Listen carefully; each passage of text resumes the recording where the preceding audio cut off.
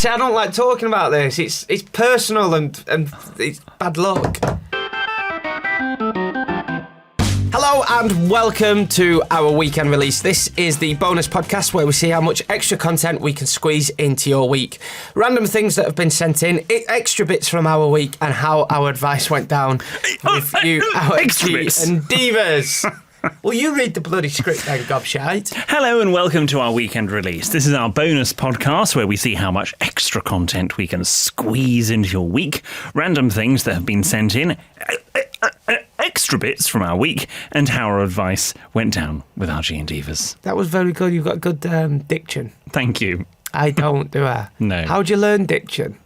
Practice, elocution lesson. You need to go and see Gary. Yeah, you did that really well. Thank you very much. Yeah, when I listen back to myself on radio, I cringe, and I think it's because I've got bad diction. I think your diction's not terrible. Is it not? Is it intonation I'm thinking of? Yeah. Intonation I'm thinking of. Do I sound a Diction is clarity. Oh, what's intonation? Like how you read things. So if everything's on one level, for example, this is called monotone. Oh, I think I've got Like producer Ben. He's very monotonous. I think I've got bad Nation. Yeah. Hello and welcome to our weekend release. This is our bonus podcast. No, this is fine. Where we see how much extra content we can squeeze into your week. Random things that have been sent in, extra bits from our week, and how our advice went down with you, our G and Divas. Shall we read it for a fourth time? No. No. First. No. Ben said he'll do it, but I think we're not that desperate. I could do it as an impression. Just do the first line. Hello, darlings, and welcome to our weekend release.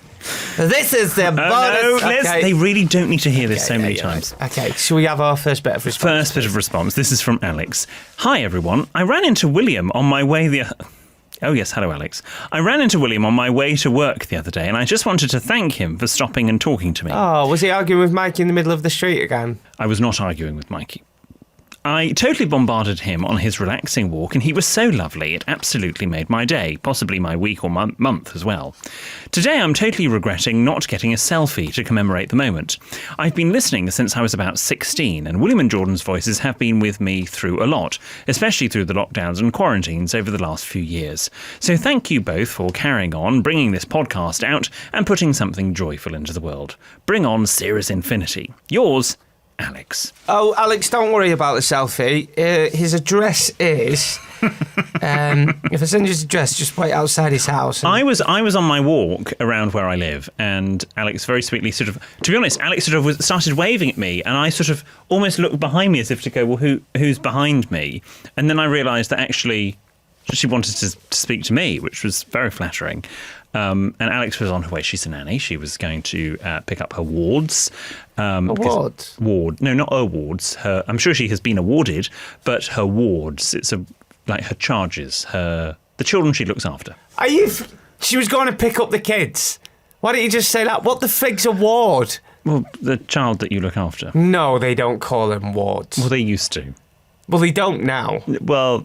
Wards. Did you have a nanny? No.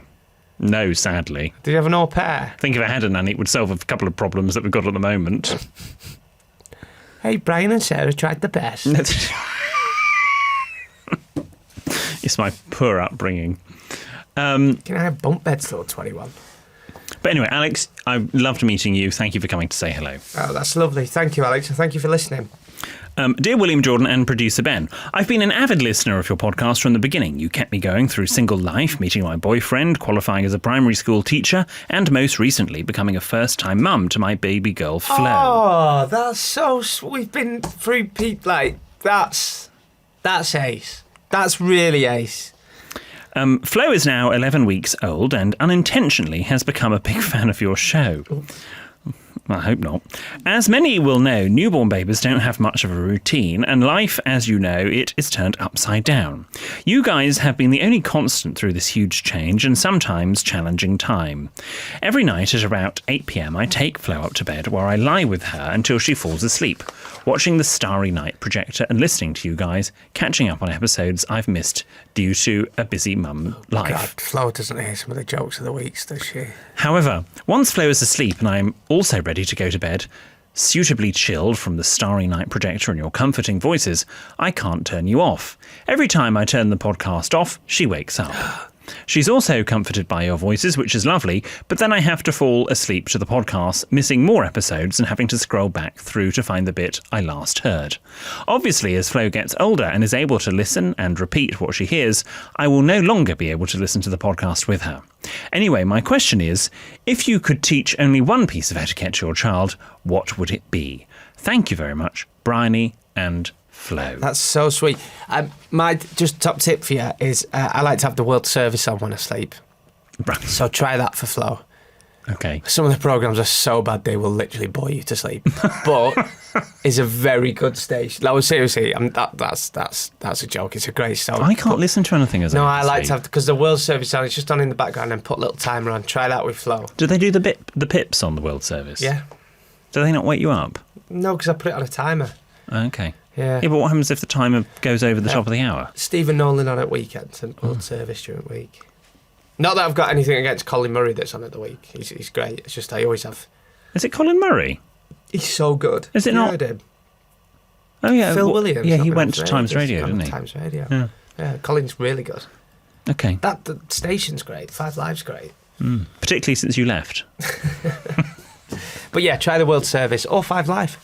Yeah, but obviously continue to listen to our Don't have podcast. LBC though. I mean, I like LBC as much as What's wrong with Nick Abbott? No, I like LBC, but it's just, you're just nodding off and they get a call and he's like, what? I'll tell you the thing, right? About Brexit. It's like, Steve, we're not talking about Brexit, we're talking about the pandemic. Well, I'll tell you what, I'll blame Brexit. Yeah, but it's a global pandemic. Well, if it weren't for Brexit, if it came in sooner, this would never bloody happen. Just as you're nodding off. Steve from Australia. What are your radio programs that you if you had to pick 3 radio programs or podcasts that you absolutely could not live without, only 3, what would they be? You can't say anything that you or I are related to. Radio on Breakfast, Greg James. Okay. And his best Desert Island Discs. Okay. And no, I've only got a choice. I love listening to the footy on the radio. The what? The football. Okay. I love listening to footy on the radio. Any particular station? 5 Live again? I've got Scott Mills as well. I like listening to Scott. He doesn't do football. No, but he's... No, you've got to... Look, the rules are 3. Well, this is about float, right? Okay, I'm going to make this easier for you. You're not allowed to mention anything on Radio 1 because that's obviously your Radio home on station. Breakfast. with Okay, Greg no, James. you're not allowed to mention Radio 1. Okay? No, that's not fair. Right, I'm only allowed to do No, because one I'm making Radio it 1 easier show. for you. No, I'm only allowed to do one radio show. Okay, I feel that's making Right. it harder for you. Radio on Breakfast. Right. Yeah, Desert Island Discs. Okay. And oh god, that is hard.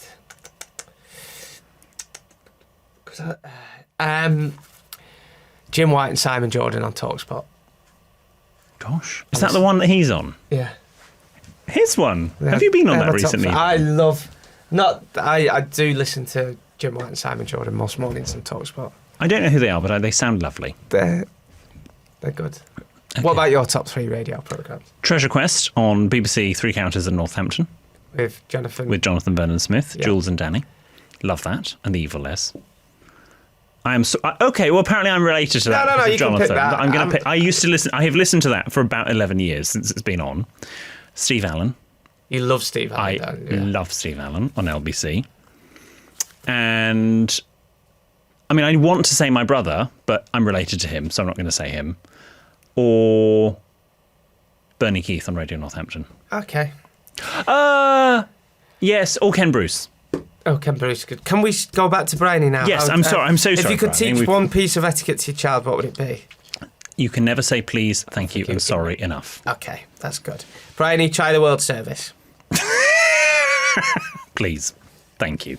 I just And don't when you want- listen, just don't sorry. want- I just don't want Flo going to nursery doing impressions of Russian mothers and telling dirty jokes and telling when a nursery teacher's little Flo going, no clinking. She can't go into nursery and say, give me the D. I mean, Exactly. Hello, William Jordan and producer Ben. Apologies in advance as this message relates to the Need to Work on My Diphthongs episode from July 2020. Oh my God, that was donkeys years ago. When you were discussing wills and funeral songs. I only recently discovered the podcast and I'm playing catch-up. I met my future husband at work. I was 17 and working in a retail store when he joined the management team at the store. I won't go into too many details, but the long and short of it is that we attended a work party and I had sex with my boss. Oh, God. After a very awkward first shift together, after the deed was done, we ended up seeing one another, and that was that. We were together for almost 15 years when he selfishly decided to die. Oh. It's taken a turn. Naturally, this is why I'm getting in touch in relation to the above-mentioned episode. I never thought that I would have to arrange my healthy and athletic 35-year-old husband's funeral. However, fate had other plans when he collapsed and died during a bike ride. Oh, that's awful. Unfortunately, he was not as considerate as William, and he did not leave any indications as to the wishes for his funeral. So not only was I thrown into the horrible new reality of being a 32-year-old widow, but I also had a funeral to plan. I had no idea what songs he would have wanted. I knew lots of songs he loved, but not that were suitable for a funeral, and I didn't want any of my favourite songs to remind me of his funeral every time I heard them. Selfish, I know. The song I eventually chose for reflection during the service was Keg on My Coffin by the Push Stars. I was apprehensive about using this song, but the lyrics seemed right. And since he is no longer here, he didn't get a say in the matter. The person conducting the service later told me that the crematorium staff called to pass on their compliments for the choice of song. They'd never heard it before and were very taken with it. Apparently they don't often compliment song choices, and I guess they hear a lot of funeral songs. Anyway, when you were talking about funeral songs, I just wanted to get in touch to say that I think it's great that you have thought about it, William, and think everyone should write these things down. Sometimes we don't get any warning, and it's one less thing for your loved ones to have to worry about when you are gone. As a side note, I absolutely love the podcast and can't thank you enough. Listening has provided me with some much-needed escapism, and you have been unknowingly keeping me company during a very difficult time. Not expecting any of this to be mentioned, I just wanted to let you know my thoughts. I would previously have saved my ramblings for Liam, so you guys can have this particular one on his behalf. I hope you don't mind. Lots of love, Samantha. That's a great letter, Samantha. Bless your heart. Now I'm starting to think whether I should, plan my funeral. Well, why don't we plan it next time? Just make sure everyone drinks loads of Guinness. Yeah, but do you want to be burned? Do you want to be... I'd be cremated. You'd be cremated. Do I want a Burnley coffin? Or is that a bit tacky? It's just a little touch tacky. You could maybe have the Burnley scarf around your neck in the box. Yeah, I'd put a Burnley flag on it or scarf. Yeah. You can't put a Burnley... You're not a player for Burnley. But... I know you've done a lot. There's a lot at the moment where a lot of people are wearing football shirts and stuff at funerals. Oh, no. Do you not agree with that? The polyester when the flames touch it. No, I mean... It's not worth it. People are wearing... You bring the creme down. People come to the funeral in football shirts. Oh, well, I mean, I don't love that. Just come in a whatever. If anything happens to me during this podcast, please don't turn up to my service in a football shirt. I was going to have William, 34, on the back. That'd be the age you die. In a couple of years. You see, I was going to have Jordan 69 on the back of my shirt. Well, grow up. Why? I hope I live longer than 69. Anyway, Samantha, genuinely sorry about your loss. Great letter, and you're right. People should plan the funerals. Just make sure at whatever age. Just make sure everyone has a good time. I want to be cremated, and I want everyone to get drunk on Guinness. It's what he would have wanted. I want everyone to have at least one pint of Guinness. Oh, I'm not. Can I have G&D? And G&D. Guinness and G&D. Guinness and G&D. Just make sure everyone served that, and just want everyone to get proper pissed, have a proper good piss up. Okay. Like at my grandma's funeral. Do you have any particular readings or hymns that you want sung or songs? There's an extract from Sean Dyche's biography. I'm joking. You cannot. He hasn't got a biography. I don't know. See, I don't like talking about this. It's personal and it's bad luck. Touch wood. No, but and I'm flying tomorrow. I hate flying. Don't talk about funerals now. Well, can you plan it when... Well, let's plan it... Never. How will be that name? Back in the come. That will be. We'll see you next week, G&Ders.